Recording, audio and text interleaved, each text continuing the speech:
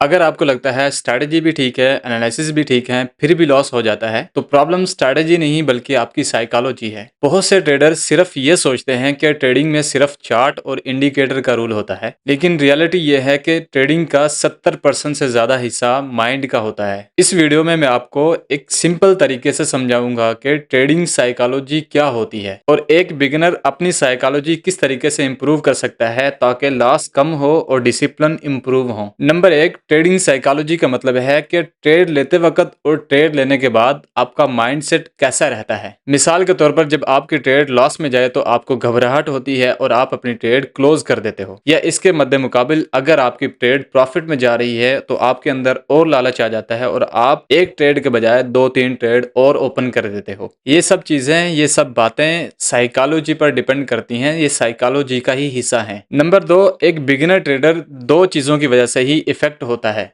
Number एक लालच और नंबर दो खौफ। खौफ इस बात का कि कहीं मेरा प्रॉफिट लॉस में ना तब्दील हो जाए या कहीं मेरी ट्रेड लॉस में ना क्लोज हो जाए, और लालच इस बात का कि ये ट्रेड मुझे ज्यादा से ज्यादा प्रॉफिट दे। रियल लाइफ एग्जांपल, जैसे एक स्टूडेंट पैनिक में आकर अपना आता हुआ सवाल भी गलत कर देता है, इसी तरीके से एक ट्रेडर लालच और खौफ की वजह से अपना नुकसान कर लेता है। नंबर तीन, बिगिनर ट्रेडर का सबसे बड़ा इशू होता है वो अपने लॉस को एक्सेप्ट नहीं करता। वो ये सोचता है कि ये जो ट्रेड मैंने ली है ये पक्का विन होनी चाहिए, हालांकि उसे ये चीज का पता होना चाहिए कि हर ट्रेड विन नहीं होती। रियल लाइफ एग्जांपल, जैसे एक शॉपकीपर रोजाना प्रॉफिट नहीं कमाता बल्कि कभी कभी उसे नुकसान भी होता है। प्रोफेशनल ट्रेडर जो है वो अपने नुकसान को बिजनेस का अखराजात समझता है। नंबर चार, ओवर ट्रेडिंग ज्यादातर इमोशन की वजह से होती है। लॉस के बाद रिवेंज ट्रेड करना और प्रॉफिट होने के बाद कॉन्फिडेंस ओवर हो जाना। रियल लाइफ एग्जांपल, जैसे आप एक अच्छा शॉट लगाने के बाद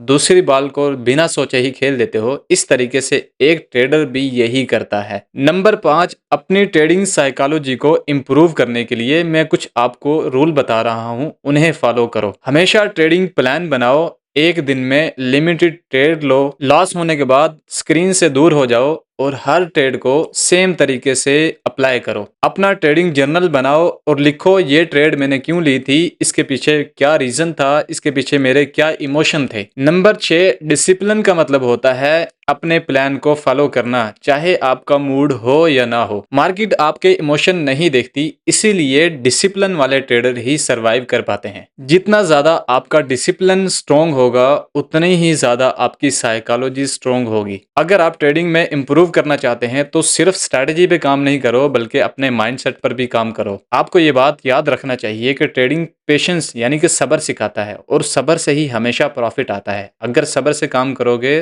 ज्यादा देर तक टिके रहोगे। अगर आपको ये वीडियो हेल्पफुल लगी हो तो लाइक करें और चैनल को सब्सक्राइब करें, और कमेंट में ये जरूर बताइएगा कि आपको ट्रेडिंग में सबसे ज्यादा किस चीज पर गुस्सा आता है, लालच पर या लॉस पर।